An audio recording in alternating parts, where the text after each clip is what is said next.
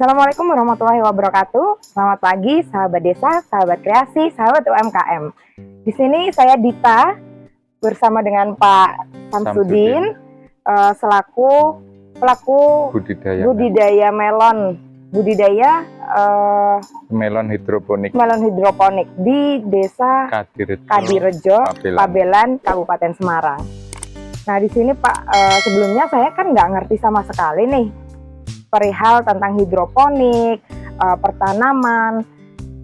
Kira-kira nih saya mau tanya Pak, inspirasi awalnya kenapa bisa membuat hidroponik yang semacam ini gitu? Dari mana gitu Pak? Kita bisa awal mula bikin melon hidroponik itu dari hasil ngopi santai dengan teman-teman petani. Oke. Nah, dari situ kita kebetulan ada petani melon, ada petani bunga, ada petani yang lain. Akhirnya kami tertarik, tapi dengan sesuai kehidupan kami selaku petani, kami tertarik dengan budidaya melon hidroponik. Oke. Dalam greenhouse. Greenhouse. Iya. Greenhouse sendiri itu apa sih Pak sebetulnya? Ya, secara arti kalimat green kan hijau ya, house rumah, artinya rumah hijau artinya rumah yang sehat, tapi rumah untuk tanaman. Iya. Itu kriterianya apa tuh Pak untuk membuat greenhouse? Harus ada apakah? Syaratnya bagaimana? Ya, kriteria yang jelas satu lahan. Oke. Kedua dari hal-hal yang lain juga mendukung, termasuk air, termasuk listrik. Itu kriteria utama, itu harus mutlak. Kedua, kita harus bisa jeli memilih tanaman yang akan kita budidayakan sesuai dengan kemampuan kita, keahlian kita. Walaupun keahlian itu bisa dipelajari, tapi paling enggak kalau kita sudah, karena kami latar belakang petani, itu memang dunia kan. Oh iya. Kalau misalnya orang awam nih Pak, dia punya lahan, tapi bingung mau untuk apa. Cuman pengen nih bikin greenhouse seperti yang Bapak punya. Apakah pilihannya hanya ke buah-buahan saja, atau bisa juga hidroponik yang lain nih gitu? Oh bisa. Itu hidroponik kan bukan untuk buahan saja, ada bisa untuk jenis cabai, sayur, dan lain-lain. Untuk hasilnya gimana tuh Pak sama yang secara konvensional ya? Kalau hasil saya rasa lebih menjanjikan yang greenhouse ya, karena satu dari hasil budidayanya kuantitasnya itu lebih terjamin karena serangan hama dan penyakit sangat minim. Karena konvensional itu terbuka, semua hama penyakit terbuka untuk menyerang. Tapi kalau di sini kita cuma perlakuan cukup antisipasi, bukan perlakuan tapi cukup antisipasi. Antisipasinya seperti apa Pak? Antisipasi artinya kalau katakan hama itu sudah aman dari sistem pembuatan greenhouse, tidak bisa masuk. Antisipasi kayaknya yang penting pintu jangan sampai terbuka. Harus keluar masuk selalu tertutup. Jangka waktunya berapa lama tuh Pak kalau harus tertutup? Misalnya nih orang masuk, harus saat itu juga langsung ditutup? Saat itu juga harus ditutup, karena ya kita kan nggak tahu, hama kadang ngikut dari belakang, kita kan nggak tahu.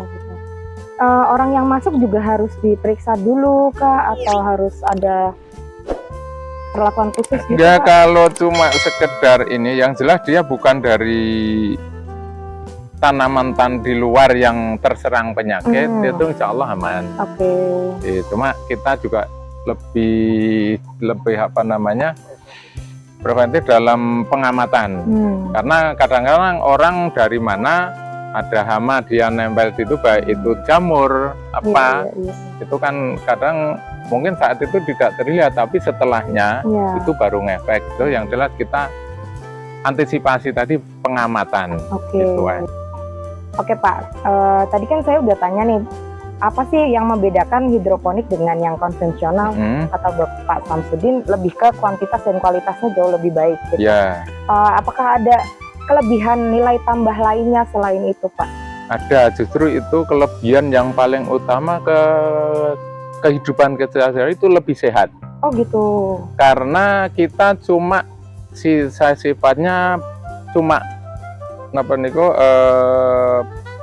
antisipasi, bukan perlakuan. Kalau katakan terserang hama penyakit itu kalau konvensional itu langsung perlakuan pakai insektisida. Iya. Tapi kalau ini cuma antisipasi, kalaupun ini enggak masalah selama enggak ini. Artinya ini tanaman lebih sehat dari kandungan residu. Ini artinya bisa dibilang perlakuan organik. Kita tidak ngomong tanaman organik, tapi perlakuannya lebih mendekati ke organik. Jadi untuk kesehatan kita yang lebih untung, kesehatan kita lebih terjaga, kandungan residunya lebih minim, lebih murni. Oke, siap Pak. Untuk permodalan nih Pak, kira-kira untuk membuat seperti ini nih modalnya cukup butuh dana yang besar kah atau enggak Pak? Sebetulnya gimana? Ya kalau modal mungkin saya bilang relatif ya, karena ini memang kalau untuk hitung-hitungan mungkin modal bagi kita orang petani mungkin agak lumayan kalau dihitung angka, tapi secara hitung-hitungan usaha itu lebih bisa dibilang ringan karena kita bikin sekali pakai bisa selamanya, karena ini puluhan tahun insya Allah mampu. Oke. Terus Pak, berkaitan sama melon nih, awalnya buat ini di tahun awal 2024 bulan Januari. Oh, Januari 2024. Sampai saat ini kendala-kendala apa sih Pak yang perlu paling enggak sebelum memulai ya harus diketahui dulu nih sebelum itu.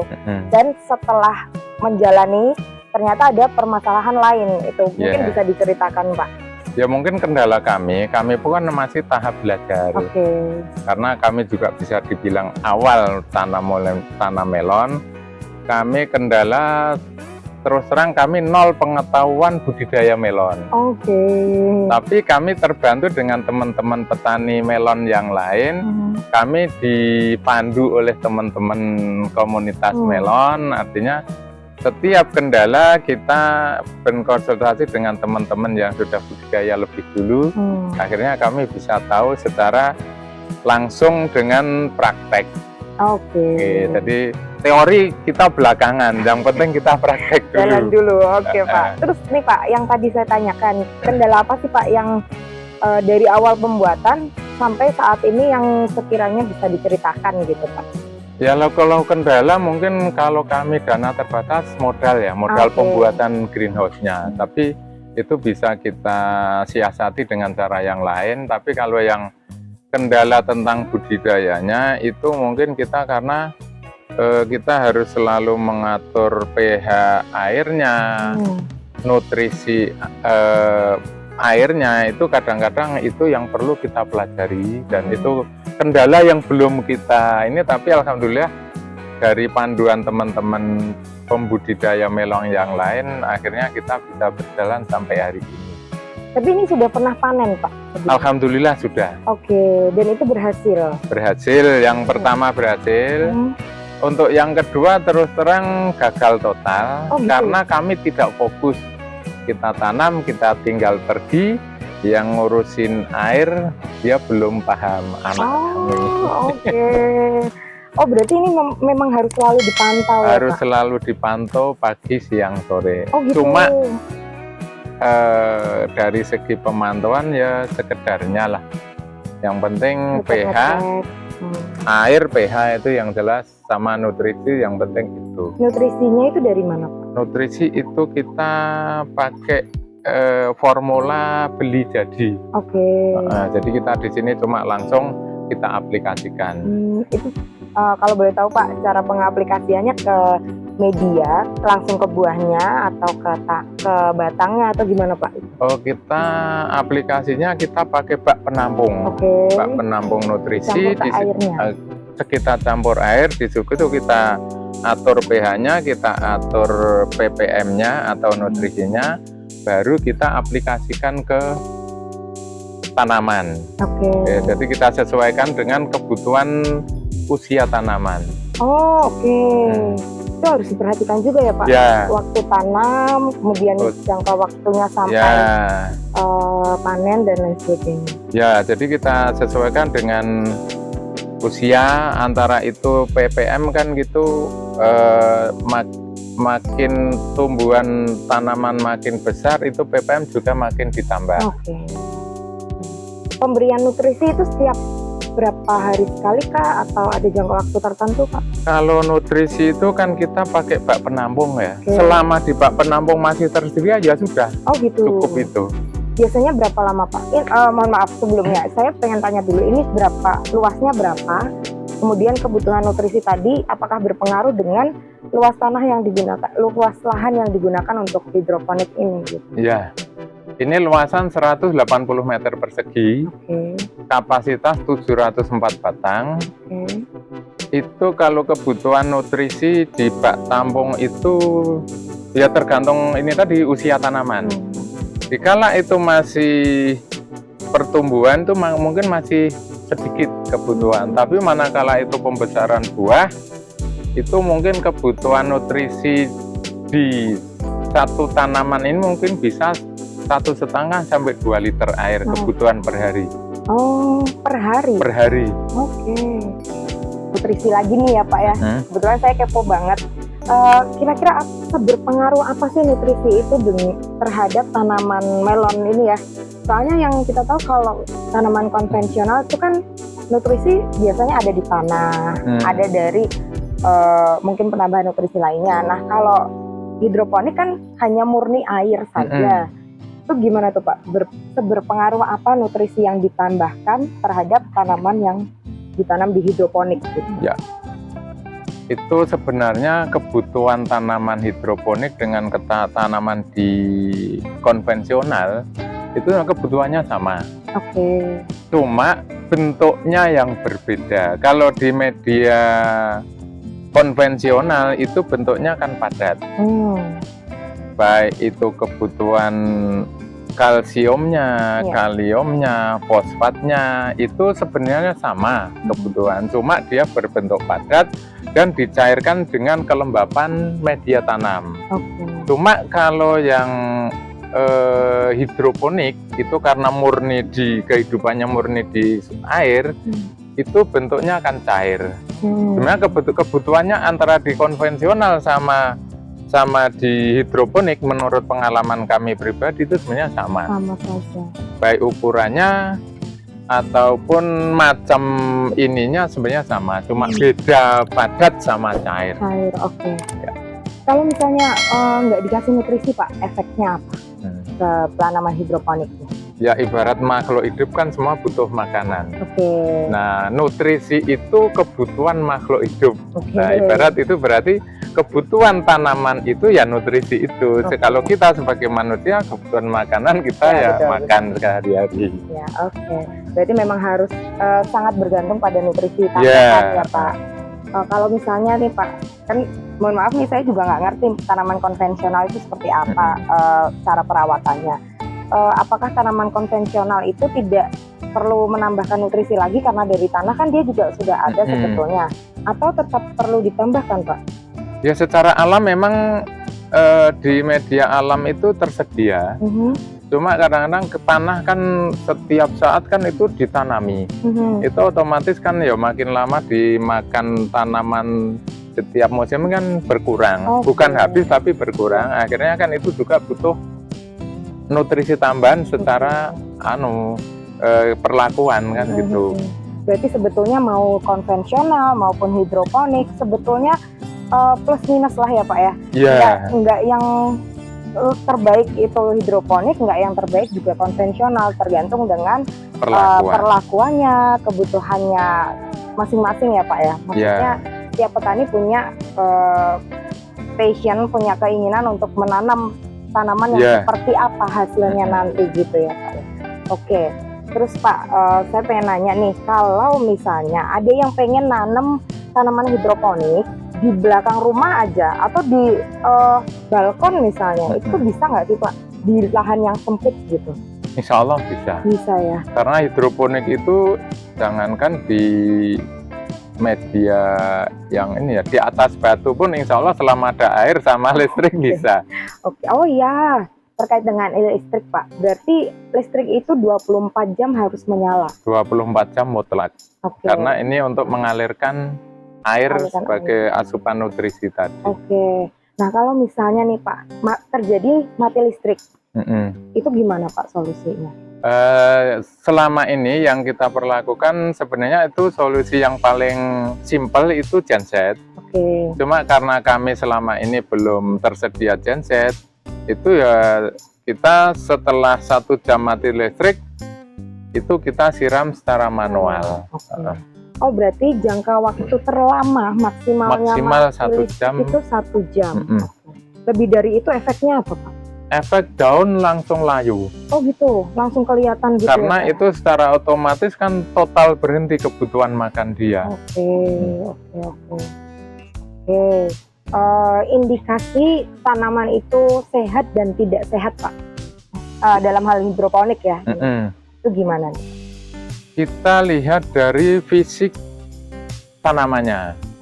Satu, ya mungkin kita sudah tahu lah istilah tanaman hijau daun, karakter masing-masing tanaman tahu ya. Nah itu kalau itu ada kelainan dari karakter hijau daun atau batang tanaman, itu berarti itu tanda-tanda ada baik itu serangan hama, penyakit atau jamur. Oke, katakan kalau daun itu kan sifatnya hijau, hijau polos ya. Tapi kalau ada bercak kuning, bercak coklat, itu tandanya itu tanda-tanda terserang hama atau penyakit. Oke. Untuk tanaman hidroponik sendiri Pak, apakah sama dengan tanaman konvensional yang kalau kena hama satu akan merembet? Insya Allah lebih aman yang hidroponik ya, gitu ya? Karena kan hidroponik itu di ruangan tertutup rapat. Jadi untuk penyebarannya pun katakan jamur itu angin juga tidak terlalu kenceng karena jamur itu yang membawakan angin. Di dalam hidroponik angin sudah ditahan dengan screen net sekeliling hidroponik. Oh ini jaring-jaring di samping ini namanya? Yang samping ini screen net, yang atas kan plastik UV itu kan. Artinya ini angin tidak terlalu besar masuknya.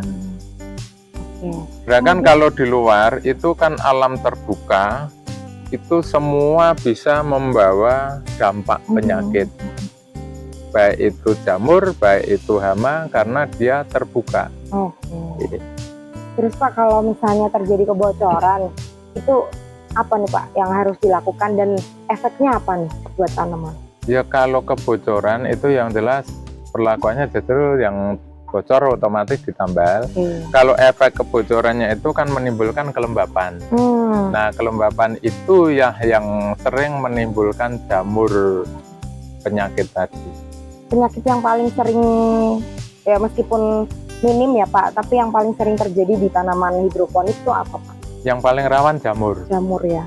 Karena jamur bisa dibawa oleh angin dan cuaca. Oke, berarti suhu kemudian cuaca itu sangat berpengaruh juga Pak? Pengaruh, jelas itu sangat. Kalau musim hujan bagaimana? Kalau musim panas bagaimana? Kalau musim hujan, terutama itu kalau hujan disertai kabut, itu biasa kita cepat-cepat penanganan antisipasi, minimal daun kita cuci. Untuk pengalaman kami nanam itu kita cuci dengan air sumur murni, kita semprot. Tapi kalau sudah kena tanda-tanda terserang, itu biasa kita penanganannya pakai fungisida untuk penanganan jamur. Kalau hama selama ini insya Allah belum pernah terserang. Kalaupun terserang itu karena kelalaian kita pintu terbuka, lupa nutup. Terus Pak, pengen tanya juga nih, kan ini bisa dibilang dataran tinggi atau rendah ya Pak? Ini termasuk dataran rendah. Oh gitu. 459 mdpl. Untuk tanaman hidroponik itu apakah ada ketinggian tertentu gitu Pak untuk bisa hidup atau bisa gimana saja sebetulnya? gimana? Pengalaman kami ngumpul dengan teman-temannya, antara teman satu dengan yang lain, posisi tanam, letak lokasi tanam kan berbeda-beda di MDPL-nya ya. Itu yang selama ini yang saya ketahui cuma beda di usia tanaman. Makin rendah MDPL-nya itu usia tanaman lebih pendek, lebih cepat panen. Tapi kalau di dataran tinggi MDPL-nya lebih tinggi, itu biasa pengaruh ke usia tanaman, dia lebih panjang usia tanamannya. Berarti jangka waktu untuk panennya semakin tinggi, semakin panjang. Ya. Biasanya kalau melon ini Pak, dalam 1 tahun bisa panen berapa kali Pak? Ini pengalaman kami tanam, karena kami kan tanam belum genap 1 tahun ya. Iya. Tapi ini bulan ke-10 kita sudah mau panen yang ketiga. Sebenarnya kita panen ketiga, tapi yang secara usia tanaman bisa 4 kali panen dalam setahun.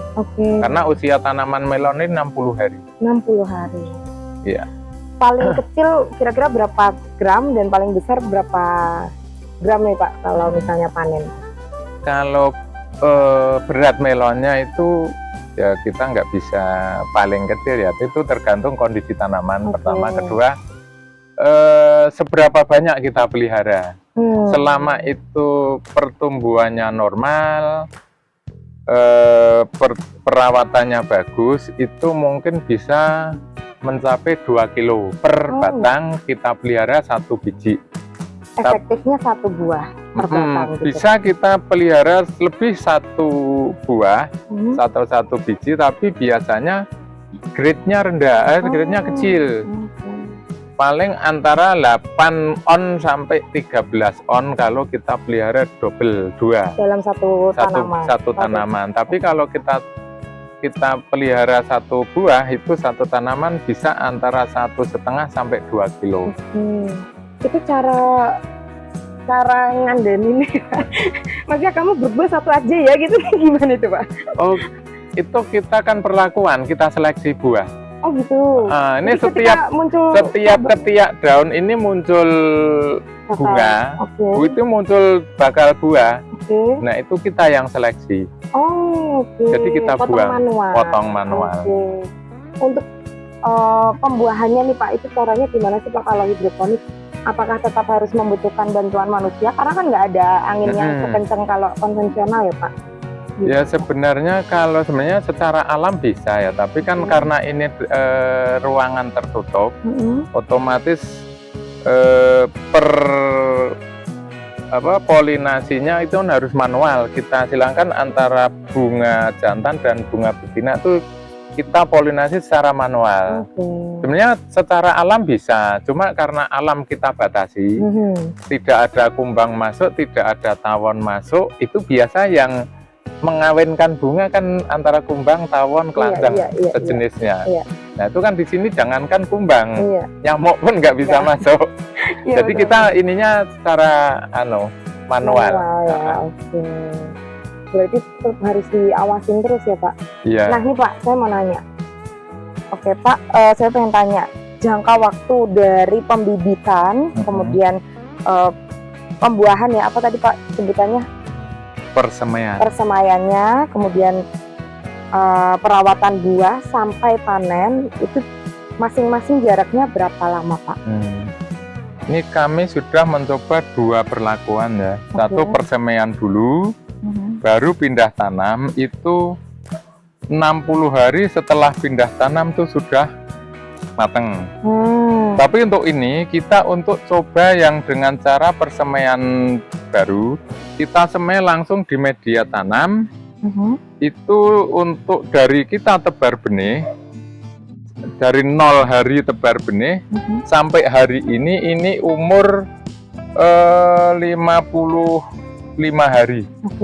Otomatis kalau dihitung dengan dengan tanam pindah tanam dari persemaian, itu ini lebih efisien waktu. Kalau pindah tanam itu tadi? Karena kan kita persemaian 2 minggu paling enggak, baru pindah tanam. Setelah pindah tanam tuh 60 hari. Tapi ini kita persemaian langsung di media tanam, langsung kita tidak melakukan persemaian khusus, itu 55 hari ini sudah ada yang 1-2 sudah ada yang matang. Oke. Jadi ini menurut kami dengan cara ini lebih efisien waktu. Otomatis kita juga lebih efisien di biaya.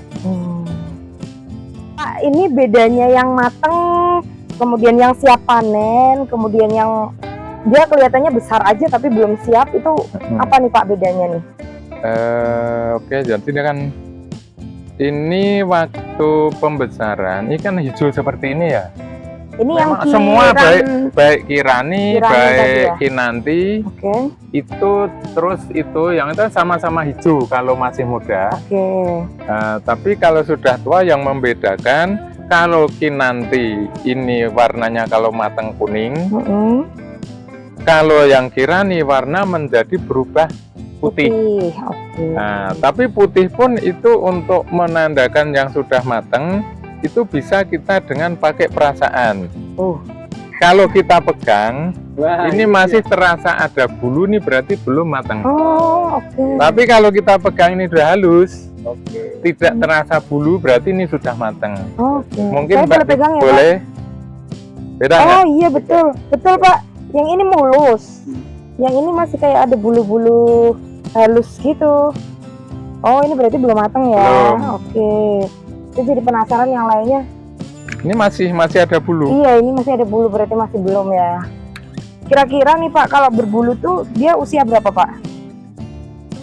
Ya, ini yang membedakan sebenarnya tanamnya bareng ya. Bareng, Cuma ini sudah matang, ini belum. Ini waktu pertumbuhan batangnya dulu. Karena kan ya tidak semua rata pertumbuhan ini kan. Ini ada yang lebih cepat besar, ada yang agak terhambat kan gitu. Itu yang membedakan itu aja. Jadi ketiga jenis itu sama Pak kriterianya. Kalau masih ada bulunya berarti belum siap. Sama. Gitu ya. Itu secara kita untuk membedakan matang enggaknya secara perasaan. Pokoknya dia udah matang belum sih Pak? Insya Allah sudah. Nah, coba cari sendiri. Itu yang sudah halus, insya Allah sudah matang. Saya pengen nyicip, boleh nggak nih? Boleh. Yang mana ya? Kayaknya ini tadi nih Pak. Mungkin. Tapi masih ada sedikit bulunya Pak. Nggak apa-apa. Tapi yang paling nih kayaknya. Yang lain kan masih kasar-kasar. Iya. Nih. Boleh? Mau icip? Mau Pak.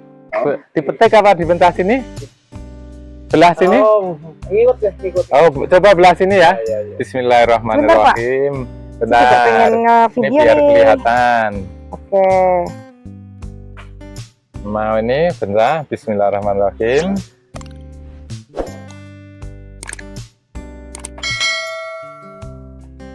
Nah, silahkan. Kamu Cip, jangan lupa Cip. Wah. Mantap. Terus duduk, jongkok duduk Pak. Bismillahirrahmanirrahim. Buah pertama yang aku coba di kebun melon hidroponik Mitra Farm punyanya Pak Samsudin. Bismillahirrahmanirrahim. Enak banget Pak. Airnya banyak, manisnya tuh beda gitu kayaknya. Kayak lebih sehat gitu loh Pak. Warnanya juga cantik. Kapan panen raya? Panen rayanya kapan nih Pak? Insya Allah ini nanti tanggal 26 Oktober 2024 ini. Wah, asik. Nanti Pak? 10 hari lah kurang lebih. Mantap. Karena enak, kita Pak. masih menunggu yang ini. Sampaikan Cip. Gimana? Main sini kapan guys? Enak banget. Ini terbuka untuk umum nggak nih Pak? Insya Allah terbuka untuk umum, karena rencana kita pakai sistem wisata petik melon. Wah, ini biasanya harga buah gimana nih Pak? Kita wisata petik melon itu 25.000 per kilo. Untuk masuknya ada tiket masuk? Oh enggak ada ya? Kita free selfie. Asik. Yang penting bantu untuk promosi ya Pak. Nih buat teman-teman yang pengen petik buah melon hidroponik di Mitra Farm, bisa langsung ke sini. di tanggal 26 Oktober 2024. Terbuka untuk umum, per kilo Rp25.000. Oke.